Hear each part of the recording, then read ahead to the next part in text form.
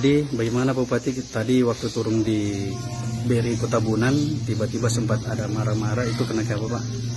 Jadi gini, saya tadi kebetulan kunjungan dengan Pak Kapolres setelah habis apel untuk operasi lilin 2020, Natal dan 2021 tahun baru. Kemudian kita jalan untuk bagi-bagikan masker ke masyarakat, kebantuan dari Kapolda Sulawesi Utara. Kapolres bilang di BRI Kota Bunan itu banyak orang ngumpul.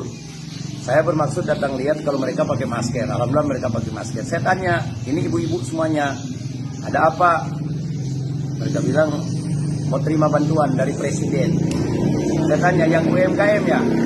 Oh iya, 2.400.000. Nah, berapa banyak? Sekitar 125 orang. Siapa yang ngusul?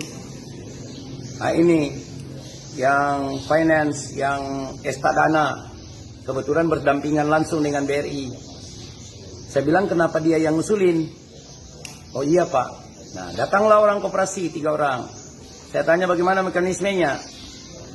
Dia bilang, ini nasabah kita semuanya Pak. Mereka ini kita pinjamkan uang, baru kita usulkan ke Kementerian Koperasi dan UMKM.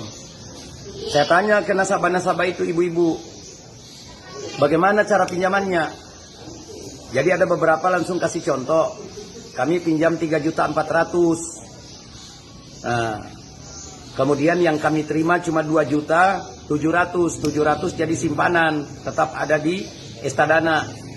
Dan mereka bantu kita urus untuk dapat bantuan dari Presiden yang 2.400.000. Nah, kewajibannya bagaimana di Estadana? Dibayarkan pengembaliannya dari uang 2.700.000 itu, dari pinjaman 3.400.000 yang dipotong 700 sebagai simpanan. Kewajiban para nasabah itu setiap minggu mengembalikan 250.000 selama 25 bulan. 25 bulan itu 6 bulan 1 minggu. Berarti yang dikembalikan total 6.250.000. Wah, saya kaget. Berarti uang bantuan Presiden untuk menghidupkan ekonomi kecil dan menengah oleh rakyat-rakyat ini yang kena dampak, uang itu tidak cukup menutupi bunga dari pinjaman yang diberikan Estadana.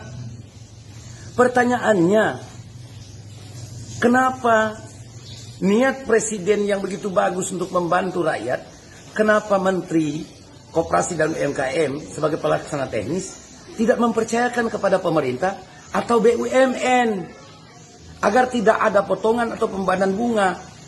Kalau di macam Estadana ini, mereka awali dengan pinjamkan dulu uangnya dengan bunga selama 6 bulan 1 minggu itu kurang lebih 131%. Ini akan bikin celaka ini orang-orang ibu-ibu susah ini karena ketidaktahuan dia, dan dia terjepit dengan masalah modal.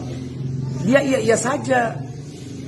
Nah, saya minta Pak Presiden, Bapak itu sayang benar sama rakyat. Saya bupati yang paling setuju ketika Bapak mengambil keputusan itu. Gelontorkan sekian triliun untuk menghidupkan ekonomi lewat UMKM. Karena UMKM itu menampung kurang lebih 80-90% tenaga kerja. Ini satu cara yang bagus. Tapi pelaksana teknis Presiden, yaitu kementerian, justru tidak melihat dampaknya. Ini kesekian kali para menteri melakukan kesalahan. Terus apa gunanya kita sebagai bupati, wali kota dan gubernur, sebagai perpanjangan tangan daripada pemerintah pusat, perpanjangan tangan dari Presiden? Kami ini kan melaksanakan tugas konkuren. Apakah mereka itu yang di Estadana sebagai finance dengan suku bunga yang tinggi lebih tahu dan lebih sayang rakyat daripada kami?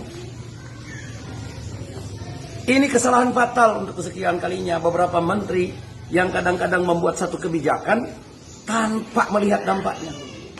Jadi sekali lagi saya menghimbau kepada Presiden untuk panggil lagi menteri, hentikan itu nama-nama yang diusulkan oleh usaha-usaha finance seperti Estadana dan sebagainya, koperasi-koperasi simpan pinjam dengan bunga yang tinggi, karena mereka siasati dengan berikan pinjaman dulu.